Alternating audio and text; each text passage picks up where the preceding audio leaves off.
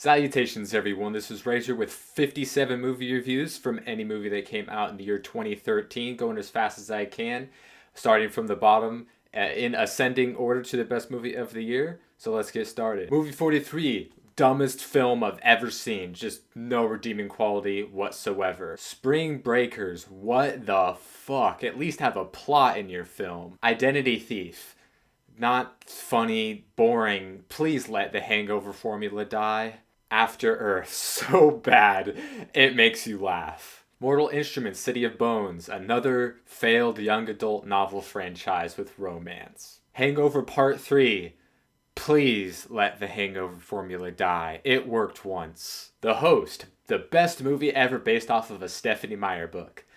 Not saying much. The Incredible Burt Wonderstone, not terrible, but lame. Oz the Great and Powerful, it's just the three amigos with a talking monkey and a porcelain doll. Turbo, walked in confused, wondering how a superpowered snail is allowed to go against drivers, and I walked out thinking the same thing. Bling Ring, Emma Watson is hot. That's all I got out of it. Zero Dark 30, tired formula and rather pedestrian. My Little Pony Equestria Girls, not as bad as I thought it would be, still worse than any one episode of the actual show. Now You See Me, the plot twist comes out of nowhere because it makes absolutely no sense. We're the Millers, kind of funny and not too Hangover-esque, but still.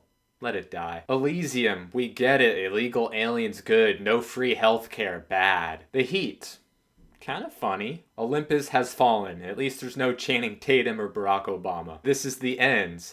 Not too funny, but still has the best ending of any movie out this year. Hansel and Gretel Witch Hunters. Not that bad. I kind of liked it more than I probably should. Jack the Giant Slayer. How did the two-headed general giant dude look at the bag of beans, know that it was important and that the beans were in there in the first place? Bad Grandpa, hidden camera shock movie, couple of laughs. Gangster Squad, great cast, okay film. World War Z, kinda entertaining, kinda dumb. Romeo and Juliet, by far the best Romeo and Juliet movie ever made.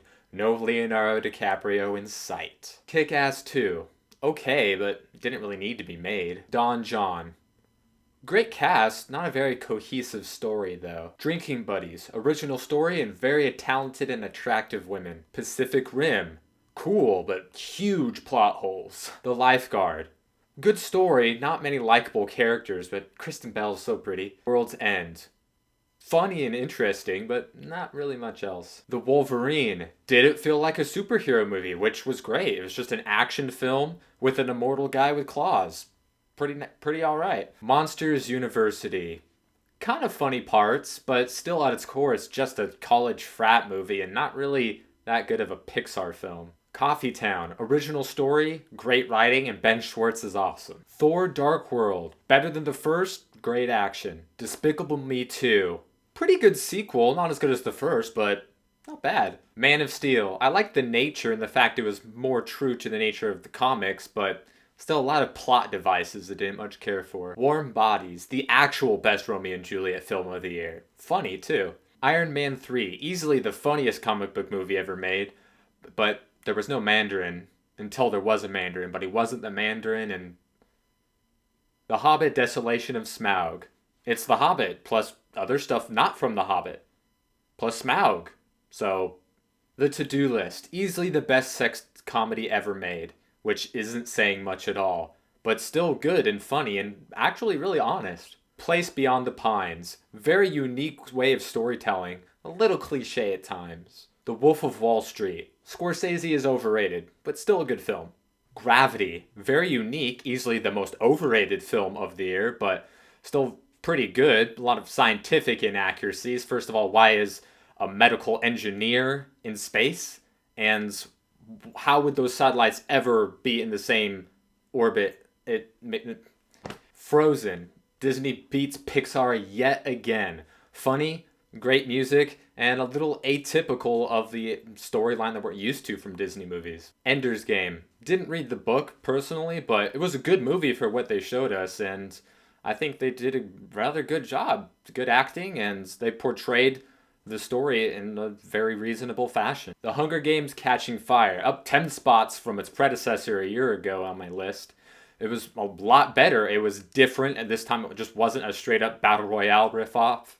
And they developed the characters a lot better and made you like them more. And it was very, very good casting as well for the new characters. Saving Mr. Banks, a delightful true story. Emma Thompson deserves an Oscar. Spectacular Now, a unique coming of age story. Shailene Woodley is awesome, and a very, very natural performance from all of the actors in the film. Rush, great directing, great acting, and just really intense and awesome. Star Trek Into Darkness.